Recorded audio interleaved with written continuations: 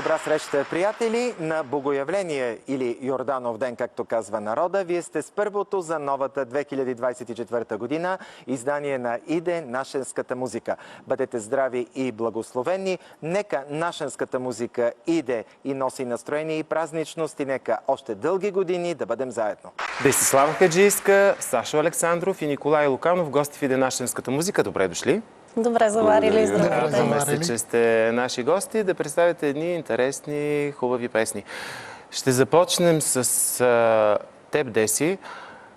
Какво е предизвикателството да пееш песни на Ники? Ами, първо да започна от там, че нас ни събра идеята за това да осъществиме проект, свързан с така наречения Търновския мъченик за вярата Васил Киселов. Което да, определено е предизвикателство, тъй като самата аз до този момент основно съм пяла в други жанрове, обаче северняшкото се оказа също така мое любимо и всъщност провокира след това да направим още две песни заедно, които отново са изцяло в северняшка насоченост. Интересни са северняшките песни. Сашо, те като че ли не са чак толкова популярни и обичани в цяла България, като че ли повече в региона ги търсят, така ли е? Да, абсолютно истина. В региона после търсят знам малко някакси, леко изостанахме в правенето на тези песни. А те всъщност са много хубави. Те всъщност са много хубави. Същевременно Ники има и други автори, които вече се насочват специално към северняшката музика или по-скоро северозападната музика, за което много се радвам, естествено. И да успееме поне като една бяла лястовица, така да се опитаме да възродиме някои неща, някои традиции. Имаме с Ники едни идеи там да правиме в Чипровци. Но дай Боже! Ще ги осъществите. Ники, за тебе обаче какво е като автор, като музикант, като аранжор?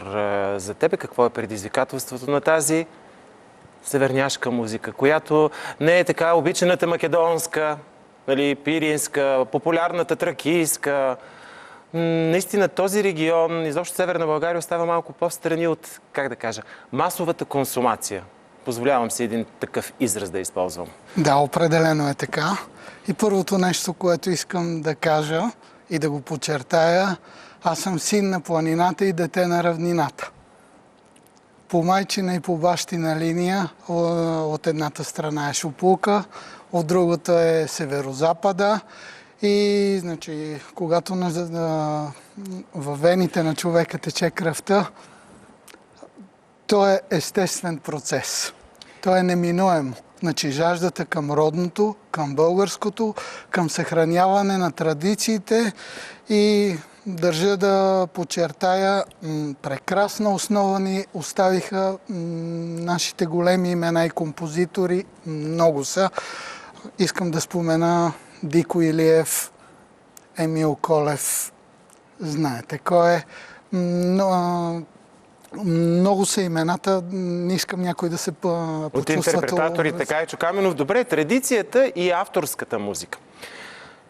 Как се получава онзи баланс между това да бъдеш близко до оригиналната вокална, мелодична традиция за дадения регион и в същото време песента да е авторска, но пък народа да я приема, хората, които я слушат, да я приемат едва ли не, че тя всъщност е фолклорна? Да, това е най-голямата награда, когато за... И най-трудното. Да, за определена авторска песен се каже, ма това е написано, не е народно, то звучи прекрасно, благодаря.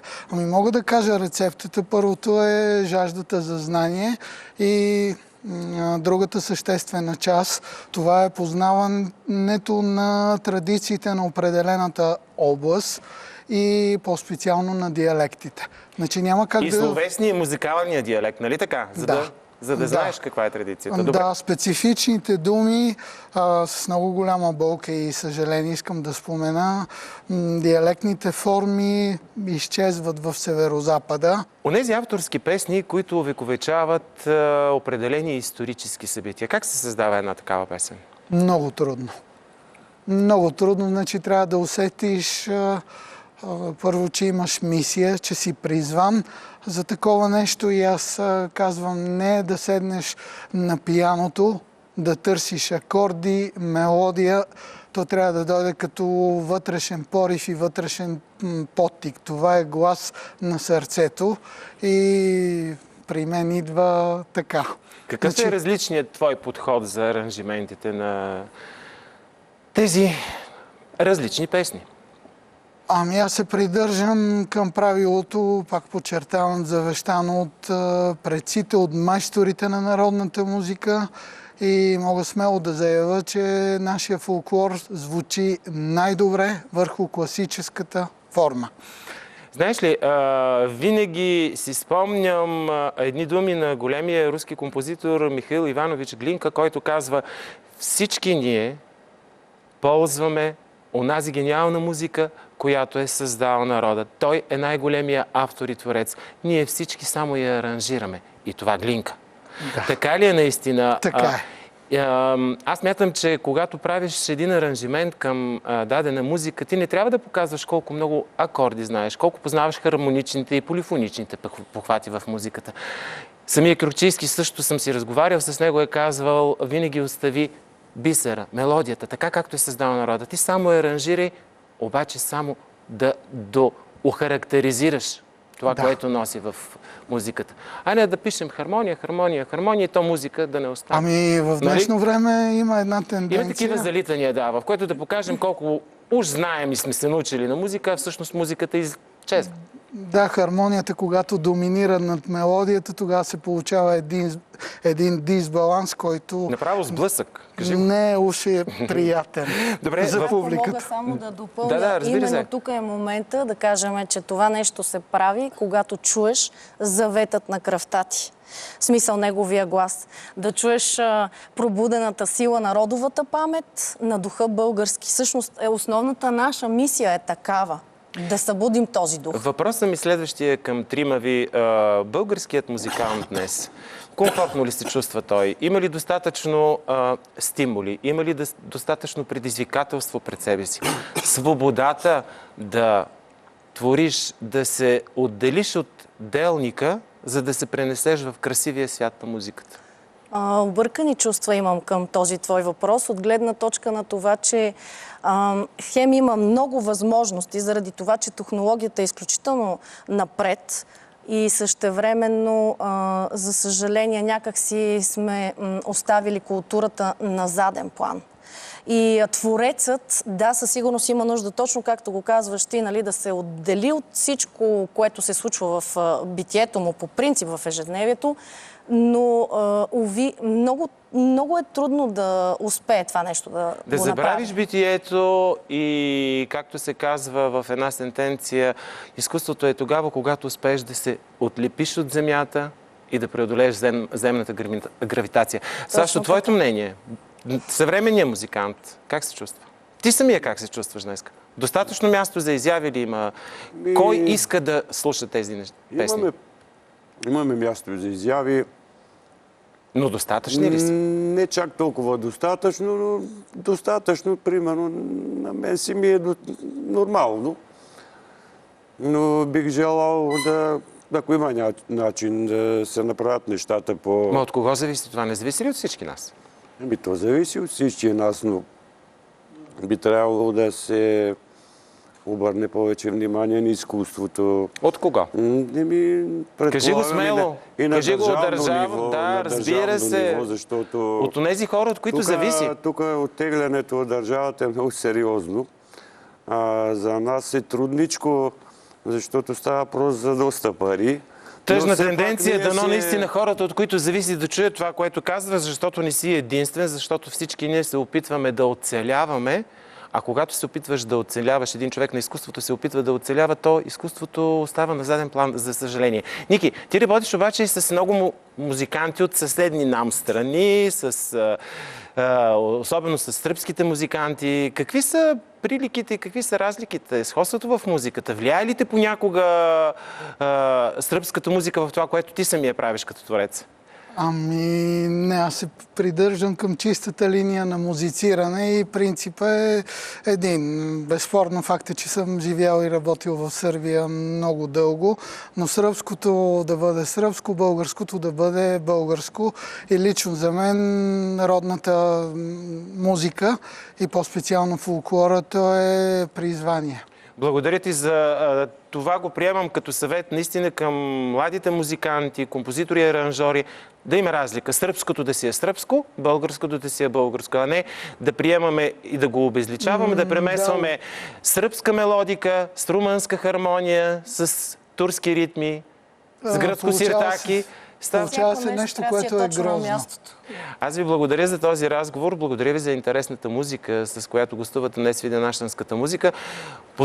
Така пожелавам на всички нас в тези проблеми, за които си говорихме, да изчезнат, да се опитаме да ги преодолеем. Още един интересен певец. Музика на Ники Луканов предстои да чуем в днешното ни издание. Сашо Александров.